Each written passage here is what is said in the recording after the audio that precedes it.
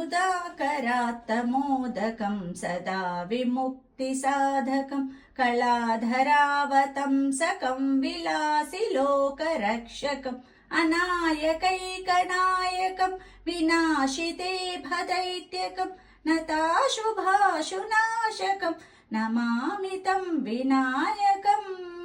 न तेतरातिभीकरं नवोदितार्कभास्वरं नमःसुरारिनिर्जरं नतादिकापदुत्तरं सुरेश्वरं निधीश्वरं गजेश्वरं गणेश्वरं महेश्वरं तमाश्रये परात्परं निरन्तरम्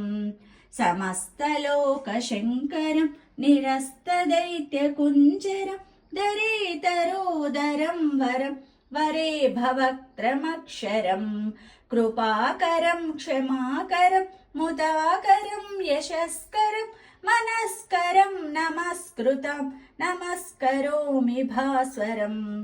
अकिञ्चनार्तिमार्जनं चिरन्तनोक्तिभाजनं सुरारिपूर्वनन्दनं पुरारिगर्वचर्वणम् समस्तलोकशङ्करं निरस्तदैत्यकुञ्जरं दरेतरोदरं वरं वरे भवक्त्रमक्षरम् नितान्तकान्तदन्तकान्तिमन्तकान्तकात्मजम् अचिन्त्यरूपमन्तहीन मन्तराय कृन्तलं हृदन्तरे निरन्तरं वसन्तमेव योगिनां तमेव तं विचिन्तयामि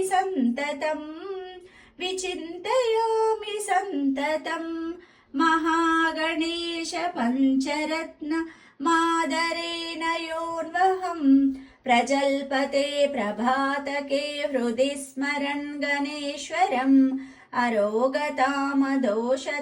सुसाहितीं सुपुत्रतां